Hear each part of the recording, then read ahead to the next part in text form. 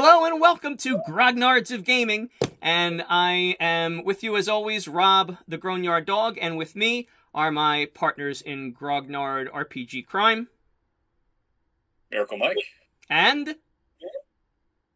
GM JB. Right on. Alright, gentlemen, so when we last laughed off, you had suggested that we do an episode on what did early RPGs teach us. And actually, I think, Mike, you might have just said what have we learned from playing RPGs. I don't know that you necessarily put the qualifier in there about it being early ones, but I think that we could probably address both. If I recall correctly, this topic was originally suggested for our list by Paul, and I think when he suggested it, he suggested what did early RPGs teach us. So to be sort of true, I think, to the intention of his suggestion, maybe we'll address that, and then we could segue into a further discussion without the qualifier. So I guess let's start off by maybe talking about what the differences might be between the early RPGs that we cut our teeth on and RPGs, tabletop RPGs as they exist today. So since this is my suggestion, I'll start off, and then we can popcorn around and see if you gentlemen have any ideas on that. So I think that RPGs have changed in a way, and I think this is what Paul had in mind too when he suggested this topic. I think they've changed in that early RPGs were very gamist oriented, and they weren't gamist or simulationist. They weren't terribly storytelling oriented. They weren't terribly narrativist. So because they were more gamist or more simulationist, I think that character death happened more easily and more often. And as tabletop RPG philosophy shifted towards a more narrativist philosophy, and I think that happened with the World of Darkness, then I think that eventually games were designed to make character death more important to the stories, not something that would happen so casually or so antithetically to a story. So I think that's the main difference. Now, if there are other differences between, I think maybe another difference is, and again, this goes back to the difference in philosophies, a shift from narrativist or simulationist, a shift from gamist and simulationist to narrativist, is the idea of character points or fate points or power points or whatever you want to call them. Points that players have a pool of that they can spend to alter the narrative. They can introduce an element, or they could tag aspects, or they can enhance roles with it. I first saw this even before Fate in an incarnation of Dungeons and Dragons. Actually, I shouldn't say it was before Fate, but I think it was before Fate. An incarnation of Dungeons and Dragons. It was a rule. It was an optional rule that came from a source book that awarded. It was, I think, a feat or whatever they were called in Dungeons and Dragons, where you had a point, and it was, I forget what it was called, a power point or something, and you could. What is it? Inspiration. Was it an inspiration point? It still is today. They call it inspiration. Okay, and you could spend it to enhance a single role in a session or something like that. And so I think that putting more power to affect a scene, more narrativist power in the hands of the players is also is also characteristic of modern RPGs and something we didn't have in the old school. So those are my two ideas on how RPGs have changed from old school to today. What are your thoughts? Do you think of any differences between old school and modern? Well, I think one of the big differences is that they more started patterning themselves on a kind of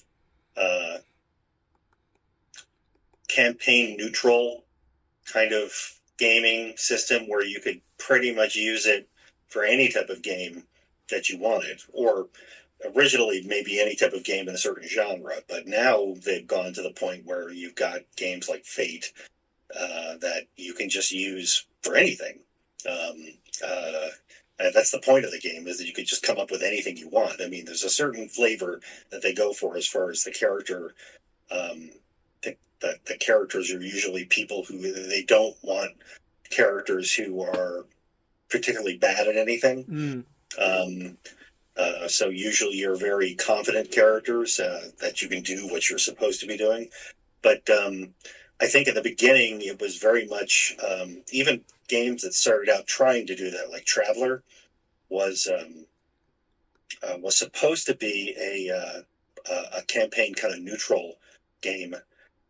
In that you could play any type of sci-fi game with it, but they ended up having their own background that kind of took over their own campaign world, the Traveler campaign world.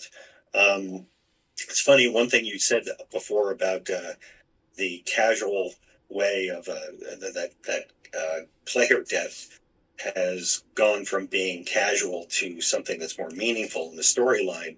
In Traveler, when you created a character, you could actually have them die in character creation, which right. Originally they've since fixed that. But that was one of the weird kind of bizarre charms of that game, is that you could get halfway through character creation and it was like you were how far can you push it, and the character's not going to die, and you had to start all over again. So but, I always thought that was kind of funny. But I noticed that in the beginning it was more about playing a certain campaign and a certain role-playing game, and they were geared toward a certain background. And now there's many more games that are allow you to kind of like do whatever you want. It's much more kind of sandboxy. You can just play at whatever you want.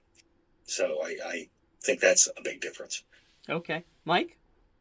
Now, when you talked about gamist and simulation, made me think of something very interesting.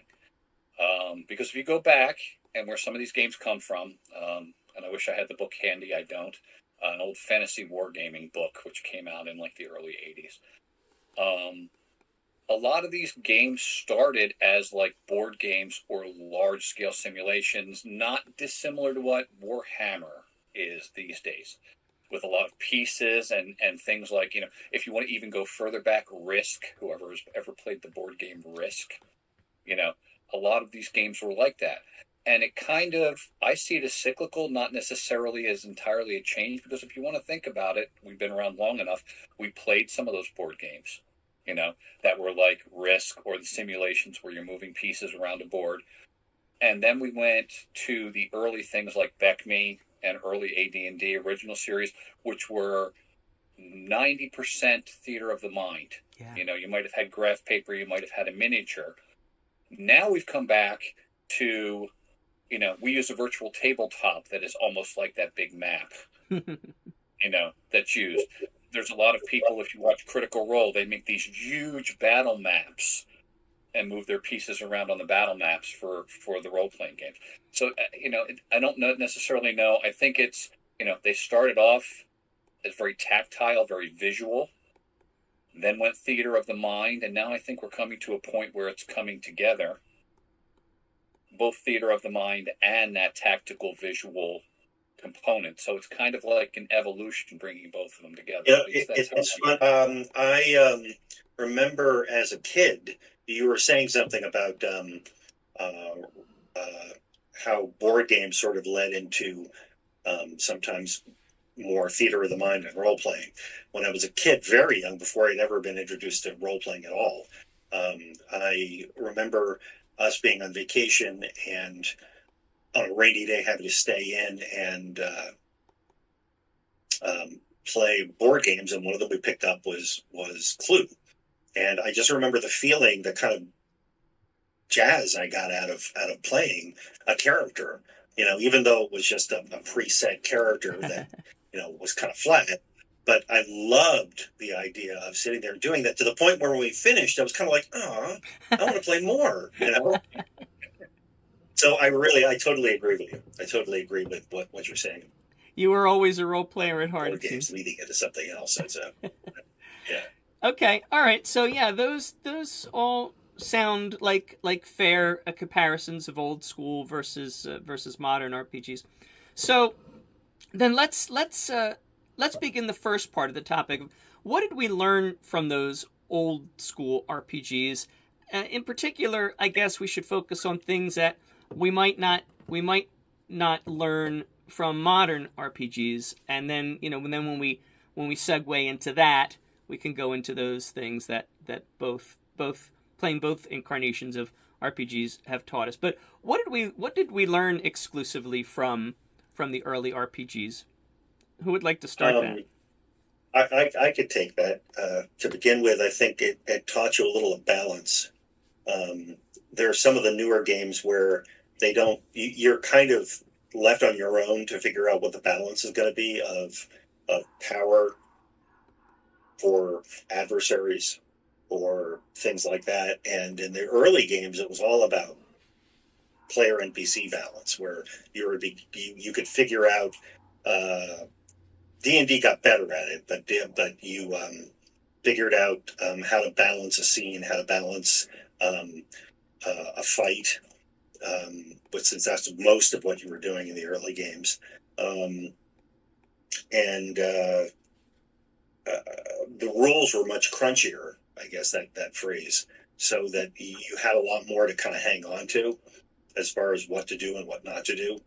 So I think it taught you in a weird way how to do that, because the rules made you do it. But then later on, you kind of were on your own to do that. So I think a lot of it some of it had to do with the fact that the rules were way more stringent in some of the early games. As a matter of fact, they were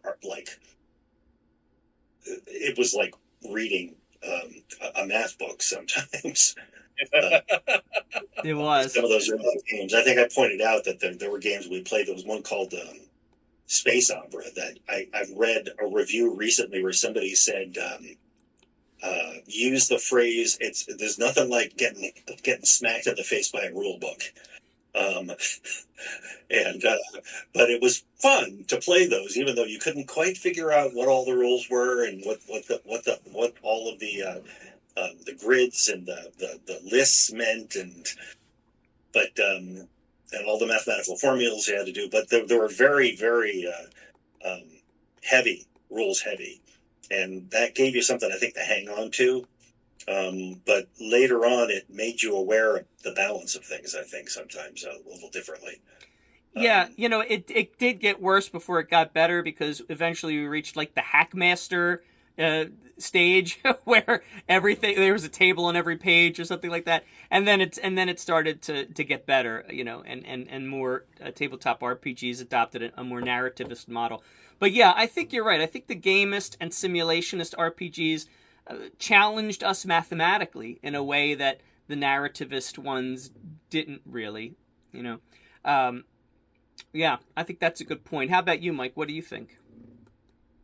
So one of the things I find interesting, and again, we all came up before the internet age. A lot of these games were written by adults, and we were kids when we were first doing this.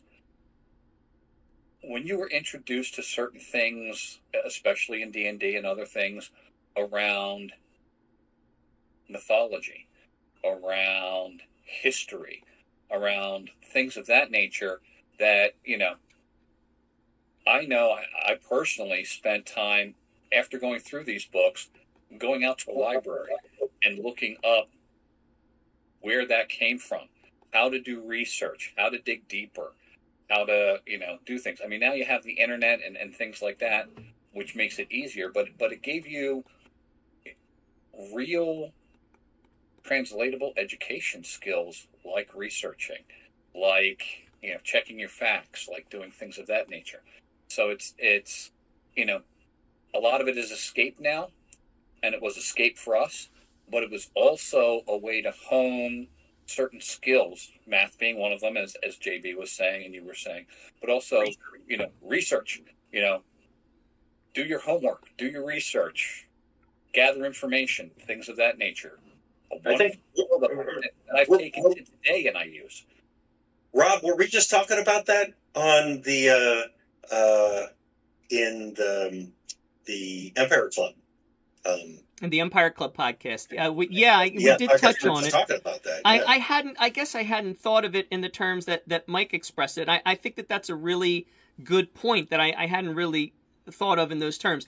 The modern RPGs have really de-emphasized historical storytelling, and it's almost exclusively high fantasy.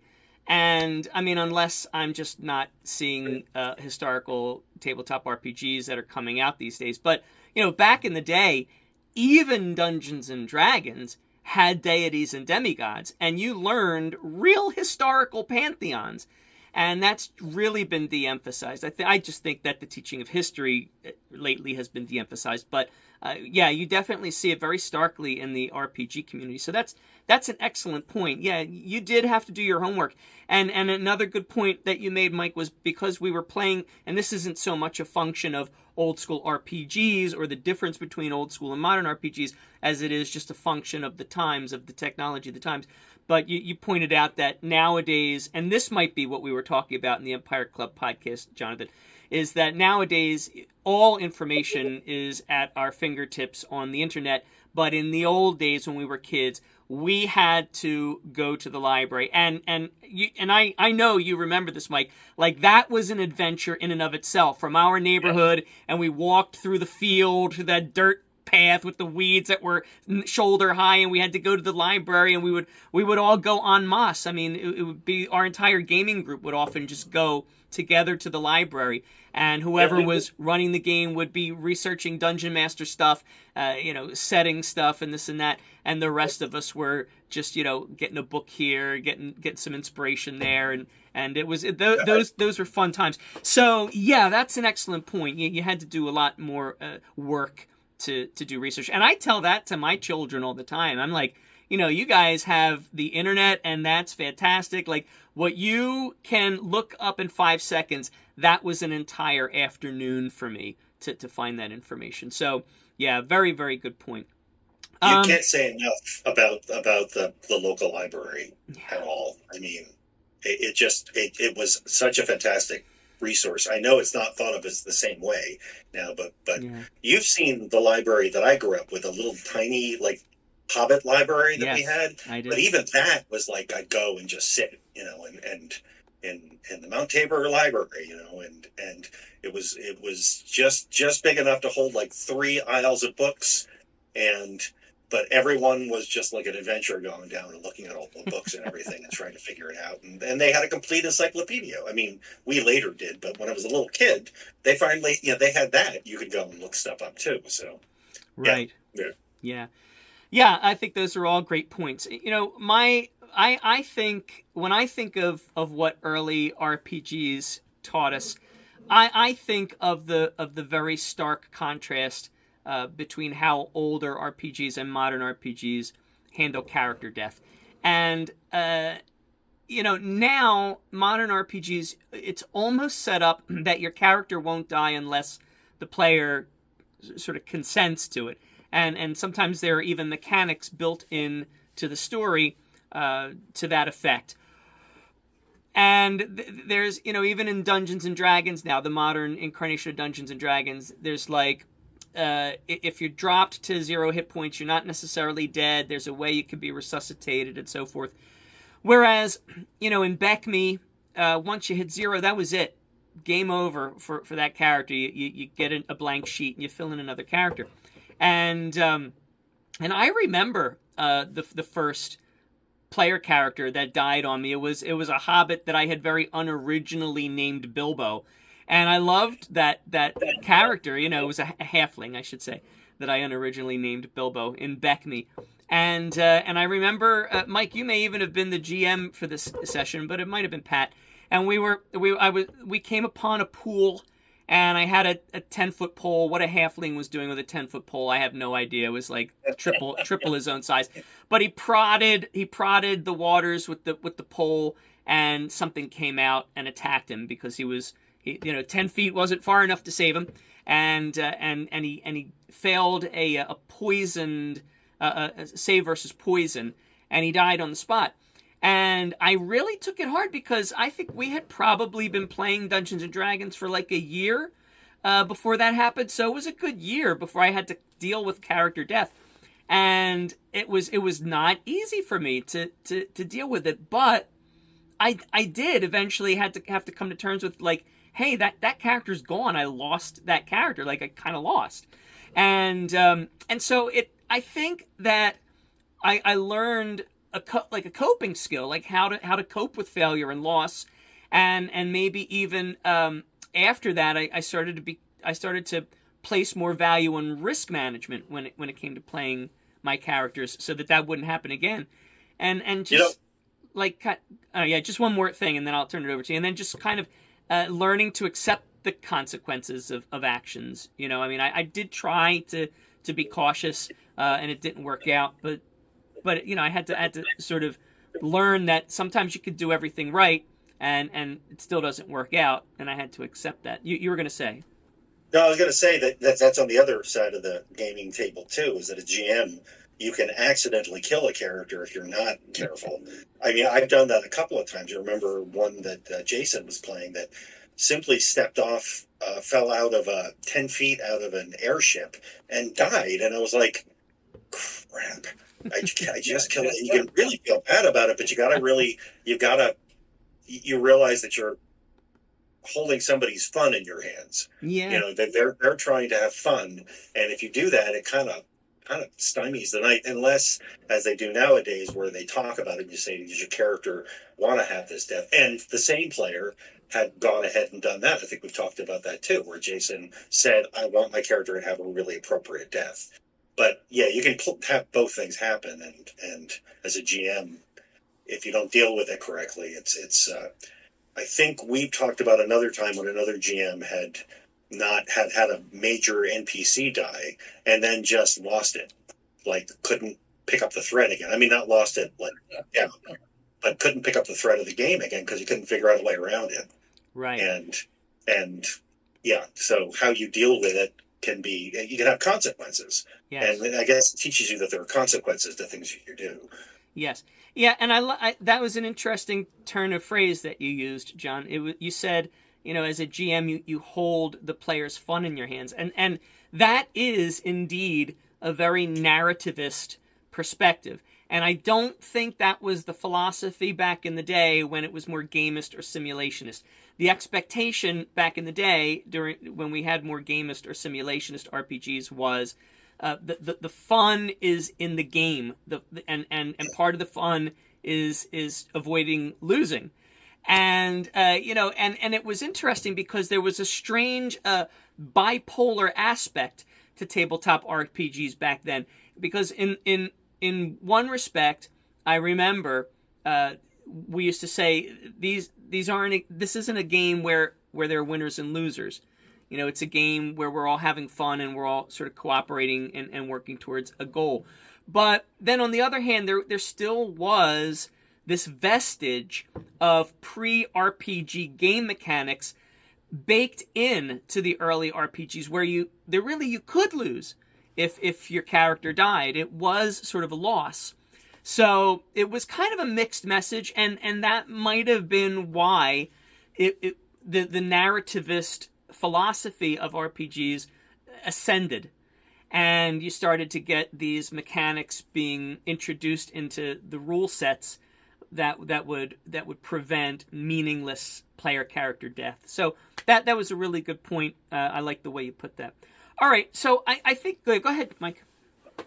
And it's interesting that because you mentioned the mechanics, and you're making me think about this, because so the mechanic today in D&D is what they call death save, and you get 3 of them. And if you fail all 3, your character actually dies. And it made me think about the mechanics in the old system, where there were a list of saving throws, which were like poison, magic, breath weapon, and one of them was death.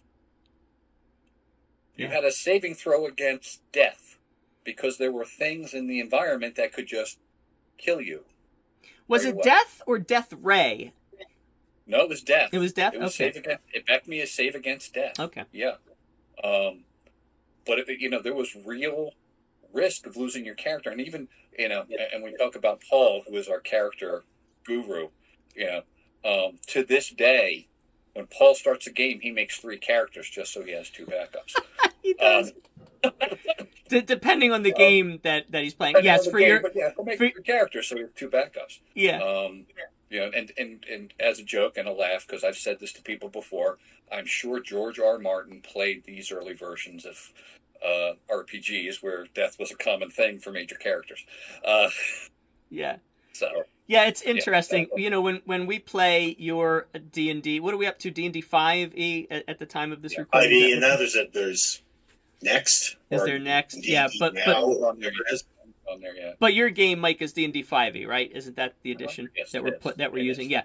And when we play your D&D 5e, yes, Paul has like a cadre of characters that he's ready for character death, because he understands that Dungeons and Dragons, even in its most modern incarnation, is still most closely aligned with the old. It has evolved, but it is still essentially Dungeons and Dragons. And the earliest incarnation of Dungeons and Dragons was very gamist and very simulationist and not very narrativist. Now it's much more narrativist, but there's still that gamist and simulationist aspect to it.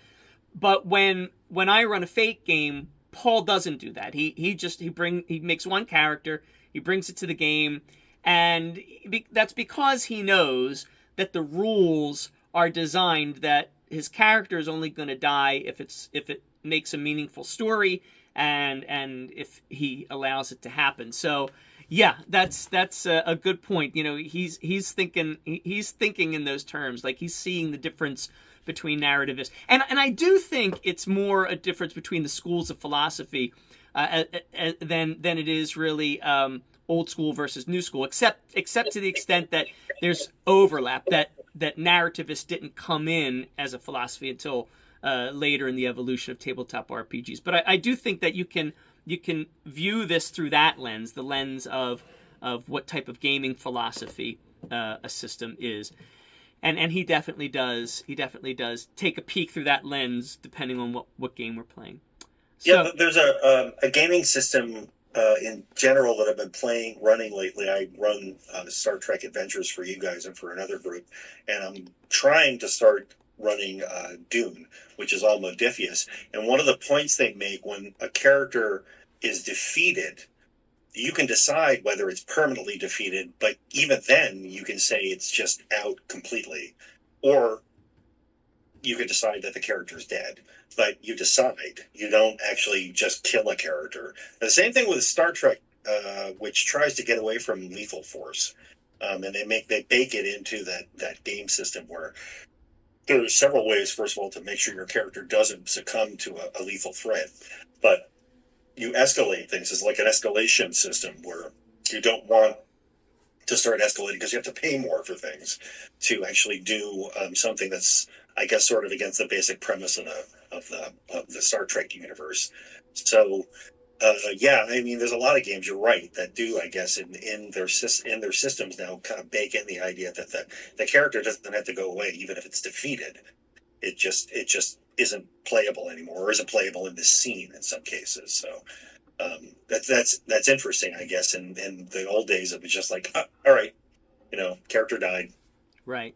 Well, I guess that goes to Mike's point that the most modern RPGs are really trying to strike the right balance between narrativist and gamist and simulationist. So, and so that's probably a good segue into the latter part of this discussion. So, what about now? Let's include modern RPGs. So what do RPGs in general teach us? What have we learned from playing RPGs? I might start by pointing out that a couple of episodes of Grognards back, we had the Dungeon Minister on, Father Aaron, who runs BECME Dungeons and Dragons campaign for his 3 children, and I asked him, what do you think running this Dungeons and Dragons game for your kids has done for them in terms of problem solving skills and creativity, and he told us that they all started creating their own stories, their own games, and these are young kids. Now I think his oldest at the time of this recording is about 14, but he was considerably younger when they started playing this campaign. It was, maybe it's been going on for 2 years, 3 years, so he was maybe 12 or 11, and that was the oldest of the 3 boys, and so now they're all writing their own stories, and also he said that one of his boys has gotten into writing fantasy novels, and he's planning a dozen books ahead. So clearly, I think that evidences and our own experiences evidence that tabletop RPGs just taught us, or at least gave us a platform for being creative, gave us an opportunity to work our creative muscles. And I think that's probably the number one thing in my mind that tabletop RPGs taught us. In addition to problem solving, collaborating with others. But I don't want to list things because I'm sure you guys have ideas too. So I'd like to hear those. So, one of the jokes I tell people when we've talked about math, the old, what we call the old THACO, to hit armor class 0. Yeah. Got me through high school algebra. But in all honesty, one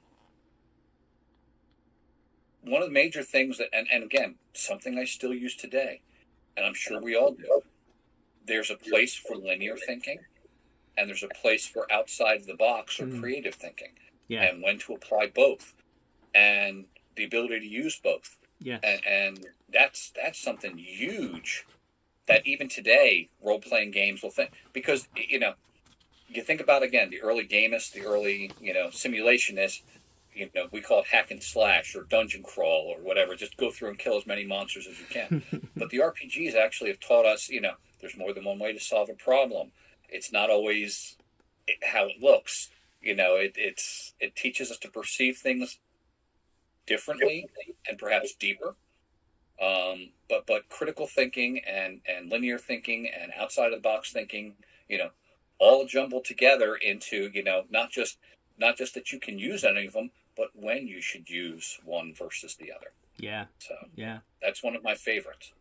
That's a good one. Jonathan, what do you think? I think I agree with that, but I also think that in kind of a meta way, when you're not just in the story but running the game or running in the game, it I think teaches you how to think on your feet, but also improvise.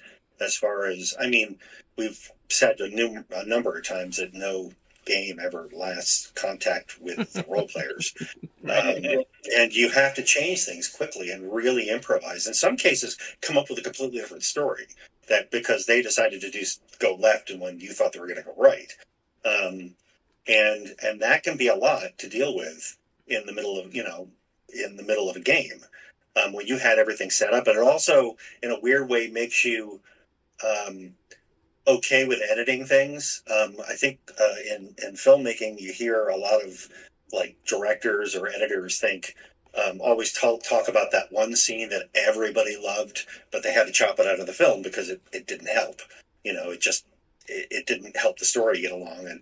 But sometimes I think when you're doing an RPG, there's a scene you really wanted to play and they just didn't go in that direction. So you either have to wait or forget about it. And in that weird way, it makes you kind of get over that type of thing and not hold on to something like it's dear. It's just another part of the story, right. And you can kind of move on with things. So maybe it helps you in that sort of thing too. That sort of thinking. For sure. Yeah. All right. So, and any other independent ideas before I move to the lightning round? Well, I think that new role playing doesn't have near enough product placement. I've said that before, and I'll say it again. Monetize us. Right. All right. Well, so I made a list of all of the things that I think RPGs taught us. So what I would like to do is end today's episode with the lightning round. So I'm going to go through my list and read the things that we didn't mention, that you guys didn't come up with independently. We'll maybe just each give a quick thought about it, okay? Does that sound good? Sure. All right, so we did talk about problem solving, so that is on my list. Collaboration and teamwork. So I think that success in the games often depended on working together and fostering cooperation and effective communication. And this wasn't something that we were used to when we sat around a table in the old days to play a game. We associated games with competition. And this reprogrammed our brains in a way to think about games as collaboration. And now I see board games that are collaborative in nature as opposed to competitive in nature. And I see I can draw a direct line. I can connect the dots directly from tabletop RPGs to that. What do you guys think about collaboration and teamwork? Any thoughts? So early, and you talk about the competition, and early, and some of it you still see today, we would sit around the table and, you would play a cleric. I would play a thief. Somebody else would play a fighter, and somebody else would play a magic user. So we each have our own special area that we could be really good at. And you see a lot of that today, but also you see people coming like, well, we're both going to be fighters, but we'll be different type of fighters. You'll do this and I'll do this. So I think some of the collaboration has come further. But I do think that you're right in that, we started off by going, well, we'll be our own special snowflake in one specific area, and we'll have that. And now I think it's growing, and we've grown to where, oh yeah, we can all have some of the same skills, and it doesn't matter. Whoever does it best at the moment is fine. But when we started, it wasn't like that. So yeah, I agree with you that it does take us to collaboration. It's funny, you made a point about that, and there's something to be said for learning to take one for the team, because we always, nobody wanted to play the cleric when we were playing D&D. I did. Nobody on Earth wanted to play the cleric. So it was like, I guess I'll play the cleric this time. Because it was, you had to have one in the party, and you were going to take one for the team.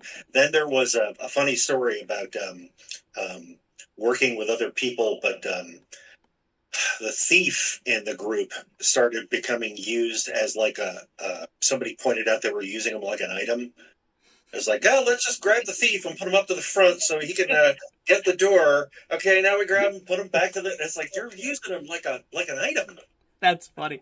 Well, this is an aside, but much like the way you liked playing Clue because of the storytelling aspect of it, and you could sort of embody the characters, Colonel Mustard and Miss Scarlet, and think of them in sort of role-playing terms.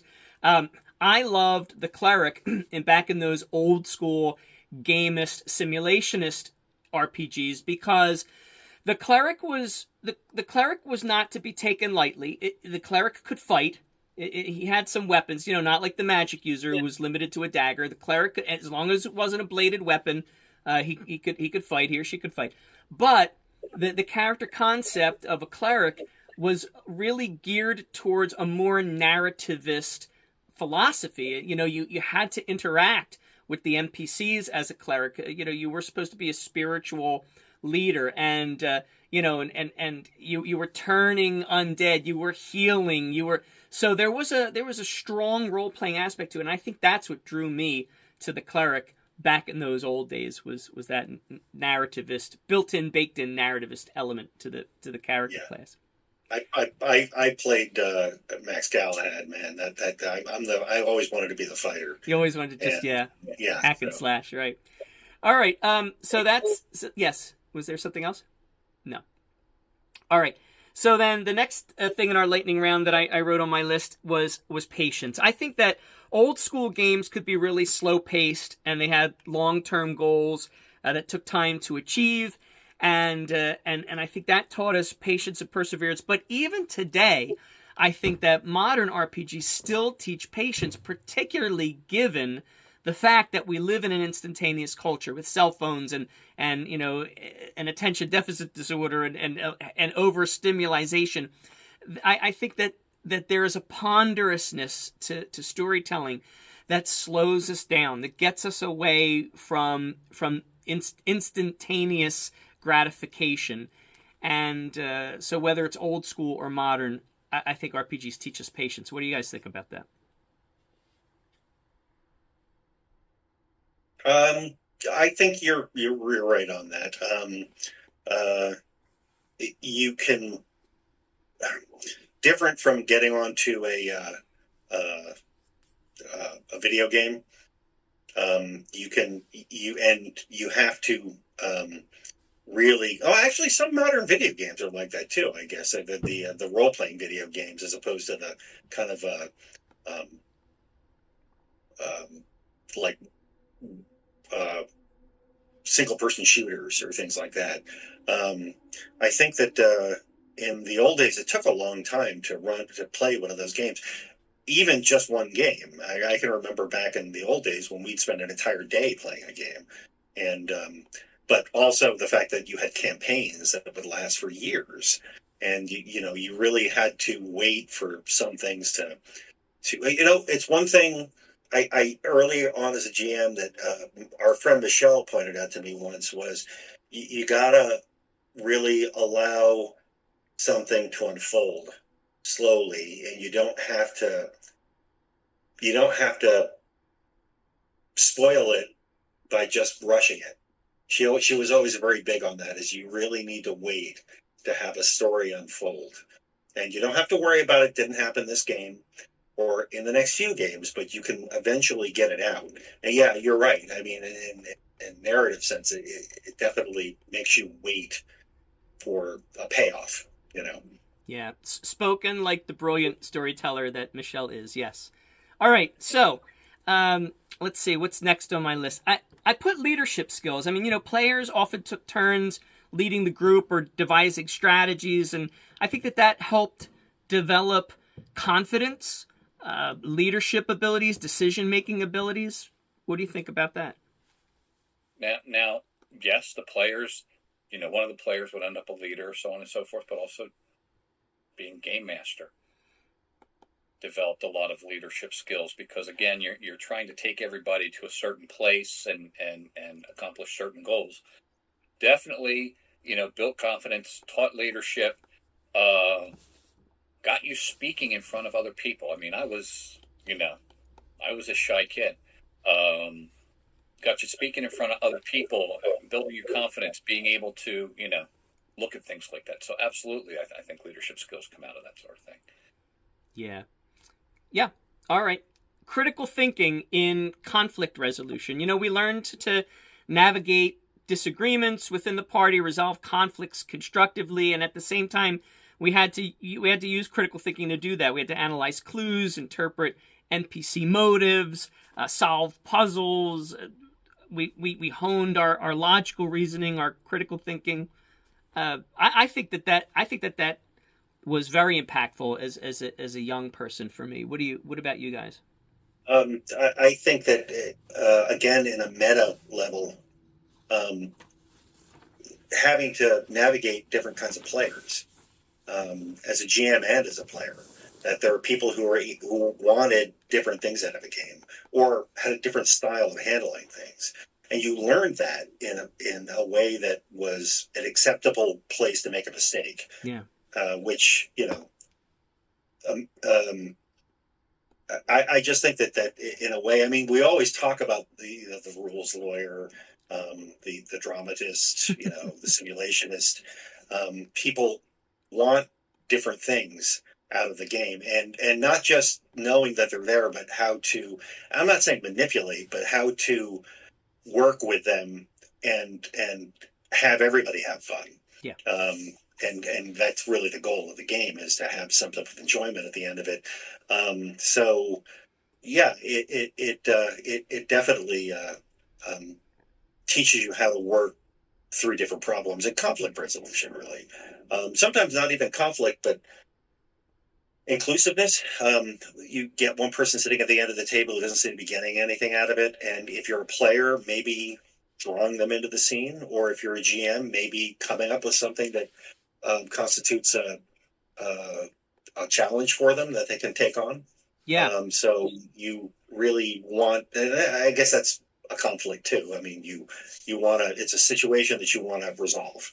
So Right. you do learn how to do things in that way, I think, very well with role playing. I think so. Yeah, I mean, I suppose any group activity, sports, will teach you conflict resolution. But I think that tabletop RPGs integrate critical thinking into conflict resolution in a way that I don't think necessarily sports will, or other group activities.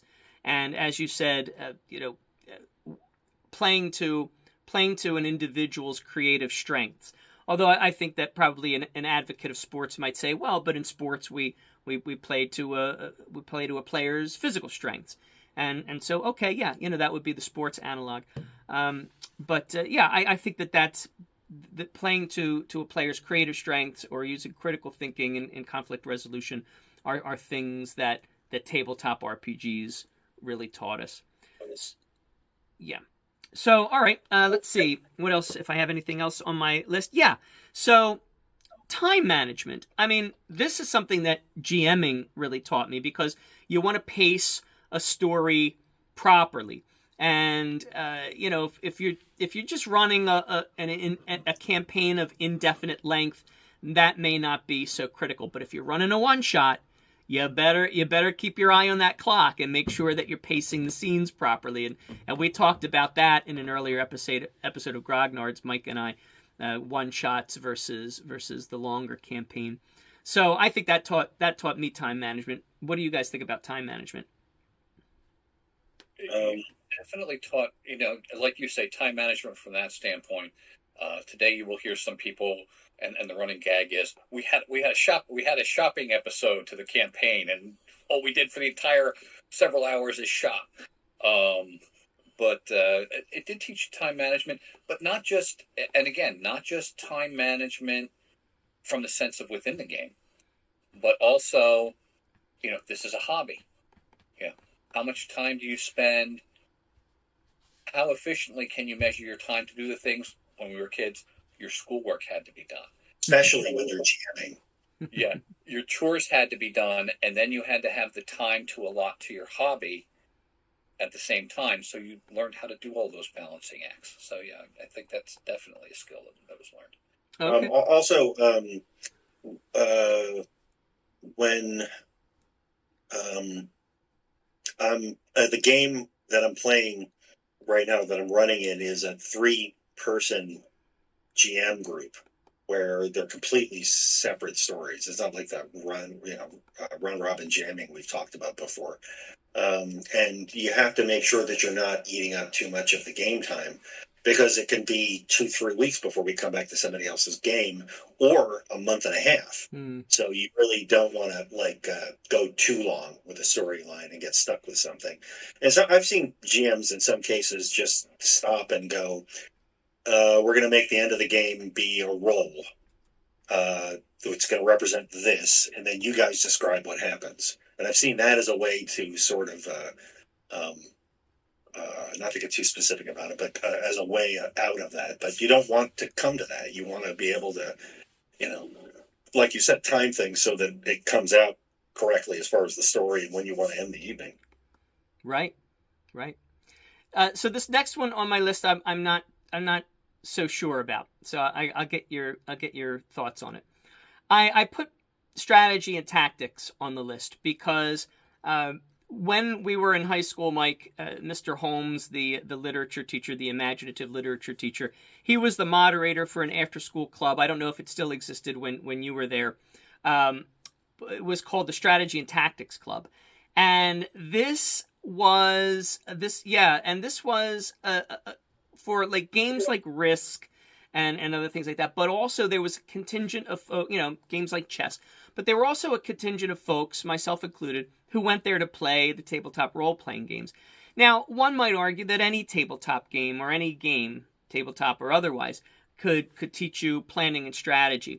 But, I don't remember there being a ping pong table at the Strategy and Tactics Club. There were certain games that were the kind of game contemplated by that group, and tabletop role-playing games were one of them.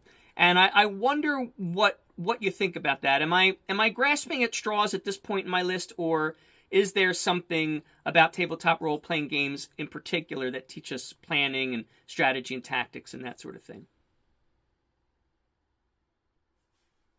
It's interesting you bring that up, because we had almost precisely the same group, which was the strategy club, but we used it as a way to mask the fact that it was a role because of the stigma back in the late 70s, early 80s of role playing. But no, we couldn't hide it. So, yeah, I think that something could be said for that it did, in a certain sense, give you some of the same lessons that, say, chess would, mm-hmm. or even card playing, mm-hmm. Playing a round of cards. There's a strategy to that. So yeah, tabletop role playing could teach you how to strategize. And you all already talked about, I think, resource management. Mm-hmm. As a kind of strategy too, because you have to figure out how to balance a character. That actually teaches you a little bit how to balance a budget, because you've got a budget of points, especially when you're doing a point-based thing like later D&D became, or potentially became anyway. But there's a lot of games like that are point-based that you have to really figure out. You can have certain things, but you can't have other things, and it costs you, And if they're well balanced and you don't have things that go too outlandishly powerful, you end up with a fair character, Right.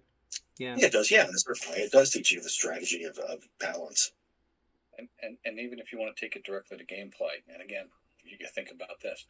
You start playing, you start playing together, you don't have those tactics. As a party or group develops, you have things like, okay, we're going to stay 60 feet back. The mage is going to throw a fireball. Then this one's going to shoot arrows. And then the fighters will rush in and beat whatever's left to a pulp. So you do get that kind of strategy and tactics and planning, in groups. So again, playing to everybody's strengths, taking what you have and making the best out of it. What if you don't have a magic user? How are you going to handle X, Y, and Z? What if you don't have a cleric? How are you going to get healed and stay away from damage? But definitely, strategy and tactics comes into it. It's like the Bowery Boys. You got the hey guys, Plan 39, hike. It's like they've got the thing down where everybody knows how to react. It's a playbook. Yep. You get a playbook together. So yeah, absolutely, strategy and tactics is part of it. Yeah. Okay. All right. Here's another one that I might be grasping at straws at, but again, I think it stems from my experience with the dead halfling character. I think humility. I think that I was humbled by that experience, and I think that tabletop RPGs, they often humbled players through difficult challenges, and they taught you modesty and accepting defeat. What do you think? Am I grasping at straws at that one? No, I don't think so at all. Yeah. You definitely learn, and I think sometimes, again, it could be jaded, you learned how to lose more in the earlier RPGs than you tend to do today. But it's not just the death of a character, failing to win the day, failing to capture the flag or save the princess or whatever it is. And sometimes that's just a plot point, and we've talked about this before, about the GM to keep the story going. You're going to fail at this step so that you can succeed later in the story. Mm-hmm. It's just basic storytelling. So yeah. There's a more subtle version of that too, is that sometimes it's just a matter of letting somebody else shine and stepping back and not trying to eat up we've been with those players who want to be the center of every scene. And there are some people who will step back and go, this is his scene, spotlight's on him, we'll support it, but let him do his thing. And that's a way of letting somebody else have their moment. And that's a kind of humility, I think. That's an excellent point, JB, and I think that might actually be like the the crux of this one, because in an earlier Grognards, when Phil and I were hosting it together, he told a story, and Jonathan, you were there for this story. He told a story about when he joined our gaming group with Michelle and Jason and the other John, and he was trying to insert himself into a scene. Michelle was running, and he was trying to insert his player character into a scene that she was really tailoring towards Jason's character, and he wasn't picking up. And this is Phil. This is how Phil tells the story. He wasn't picking up on the subtle cues to sort of back off a little bit and let Jason drive this particular scene. And so finally, Michelle just turned to him and she said to him very sweetly, in that way that she has. She said, "You'll have your turn. Your character is going to get your turn to do that sort of thing. But this is the moment that I've designed for Jason's character to really shine. And I try to do that with each character." And that was like an RPG epiphany for Phil. And as you've seen me tell many times on Grognards, Michelle has given me RPG epiphanies time after time, and this was Michelle's like touching and enlightening Phil moment, where he learned humility. It's humility. It's exactly what it is. So yeah, good point, Jonathan. All right, this brings me to the last item on my list. And it is, I think, this one captures the zeitgeist. Empathy. I think that role-playing different characters and different viewpoints encourages an understanding of others' perspectives and experiences. You're putting yourself in someone else's shoes for a few hours. And I think that has taught us to be more empathetic. What do you guys think about that? I think it can depend on the game you're playing, mm-hmm. because some games are better suited to that. And mm-hmm. it also the type of player you are, because sometimes you just want to play the same kind of character all the time. Sometimes you want to take a chance and play something different. Sometimes you play a game that has multiple characters you're going to be playing in it, like Ars Magica, where you could be playing 3 different characters in the same scene, or in multiple scenes in the same night. But yeah, I think that could definitely teach you something.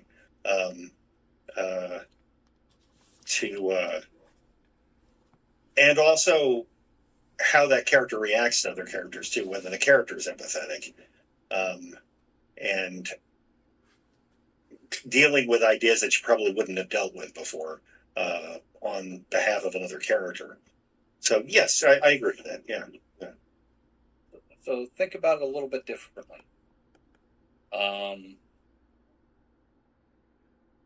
You could learn and have the opportunity to play something very different than what you were.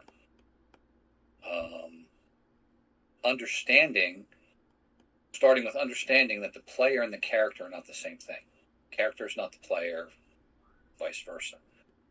One of the things that's taught me going forward is that for a role, let's say in business, somebody has to put forward something that they may not necessarily, they have to look stronger than they might necessarily be.